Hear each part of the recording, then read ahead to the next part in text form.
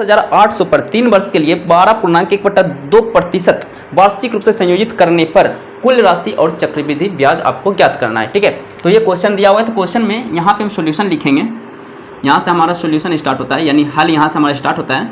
तो इसमें दिया हुआ क्या क्या है जी, पहले वो हम यहाँ पे लिख लेते हैं। दिया हुआ हमारे पास है मूलधन। मूलधन को इंग्लिश में प्रिंसिपल बोलते हैं, यानी इसे हम P से डिनोट कर सकते हैं। ठीक है, P से हम इसे डिनोट करते हैं, प्रिंसिपल होता है। ओके, तो यहाँ पे दिया हुआ है कितना, 10,800 रुपया दिया हुआ है। कितना दिया हुआ है जी, 10,800 रुपये ये आपका दिया हुआ है। दर मतलब रेट, जिसे हम लोग 8 से डिनोट करते हैं, ये आपका कितना दिया हुआ है जी, 12.1/2%। दर हमेशा प्रतिशत में होता है, ये भी हम जान चुके हैं। समय कितना दिया हुआ है आपका, समय मतलब टाइम, जिसे हम लोग T से डिनोट कर सकते हैं, दर्शा सकते हैं।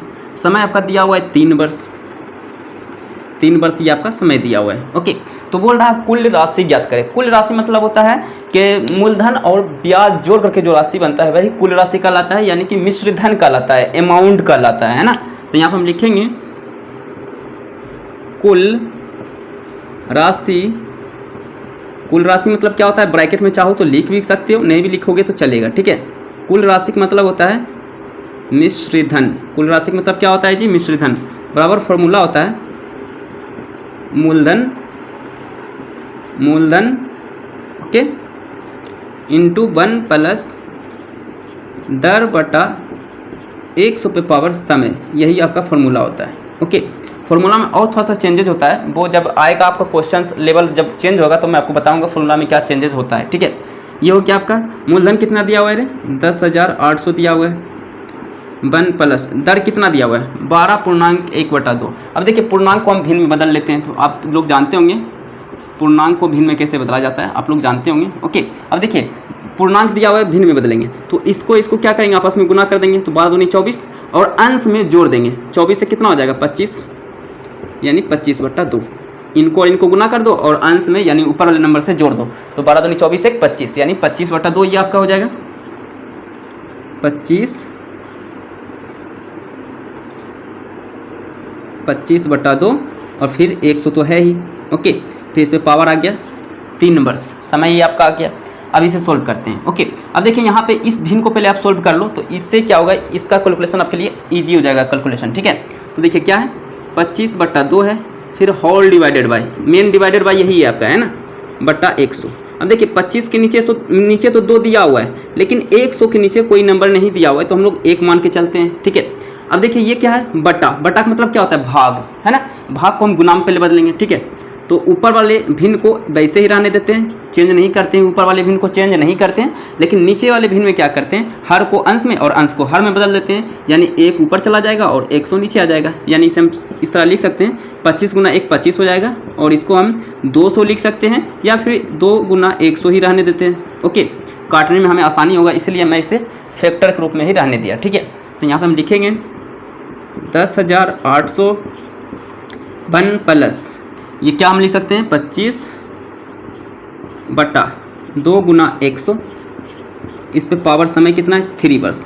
अब देखिए ये कटेगा, 25 से का 25 काट लो, 25 चौके 100, 25 का 25, 25 चौके 100, यहाँ से कैंसिल हो चुका है। ओके, तो अब ये आपका क्या बच जाएगा, 10,800 1 प्लस, ऊपर कुछ नहीं तो क्या बचा है, 1 बचा, और नीचे कितना हो जाएगा, 4 दूनी 8।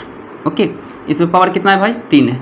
ओके, अब यहाँ पे इसका भिन्न का जोड़ बना लो। ओके, इसके नीचे कुछ नहीं तो 1 मान सकते हो, वैसे डायरेक्ट भी आप निकाल सकते हो, मानना जरूरी नहीं है। ओके, बट मान के निकालो, अच्छी बात है। ठीक है, तो आप इसका भिन्न का जोड़ निकालोगे तो 10,800 इंटू 8 ऊपर चला जाएगा, तो यानी 8 प्लस 1 कितना हो जाएगा 9। अब भिन्न का जोड़ जैसे निकालते हो वैसे निकाल लेना आप। ठीक है, फिर पावर समय 3 है।